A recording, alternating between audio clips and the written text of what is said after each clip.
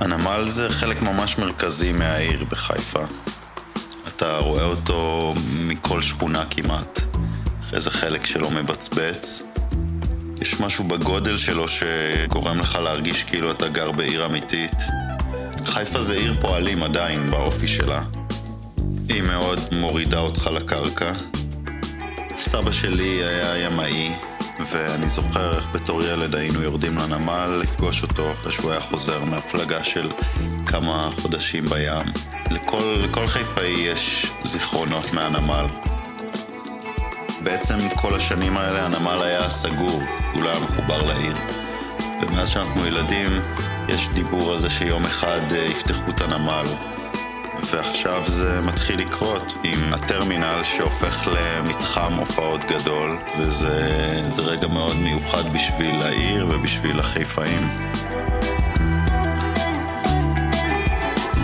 זה משמח מאוד שהזמינו אותנו לקחת חלק בזה, ושיכולנו לעשות ציור שישפיע על העיר שלנו.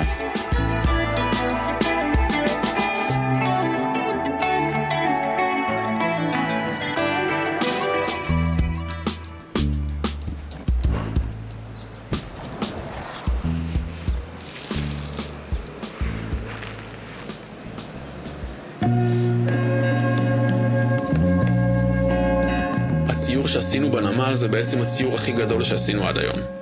משהו כמו 3,000 מטר רבוע.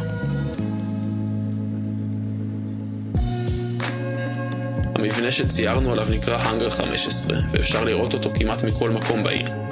גם מההר מלמעלה וגם מהעיר התחתית ומהרכבת. וגם מהים, מהאוניות שמתקרבות אל החוף.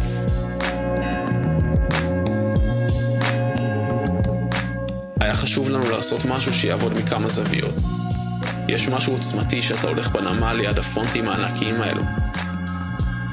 רצינו לעשות משהו שישתלב עם הצבעוניות הטבעית התעשייתית של הנמל. הריחות של הגריז והשמן ישר זורקים אותי לזיכרונות מהילדות מסבא שלי, שגם הוא היה ימאי. יש איזושהי תחושה נוסטלגית כזאת שנוצרת, כאילו הזמן נעצר, כאילו הרגע הזה קרה כבר.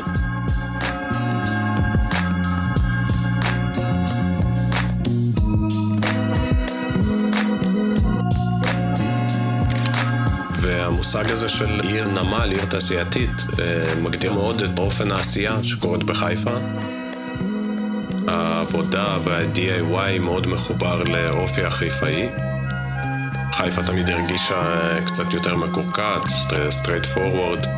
אנשים לא מחכים לאיזו הזדמנות מבחוץ, אלא מתרכזים בעשייה, כי רוצים שדברים יקרו בעיר.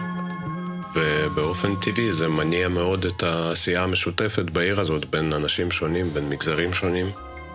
זו תקופה שלכולם קשה למצוא תקווה בכל העולם, ובמיוחד במזרח התיכון.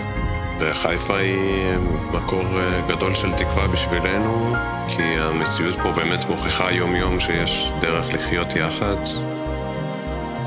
זה תמיד נתן לנו הרגשה שאנחנו חיים במקום יותר גלובלי, יותר פתוח לעולם, מדברים פה כמה שפות, חוגגים פה חגים שונים של תרבויות שונות.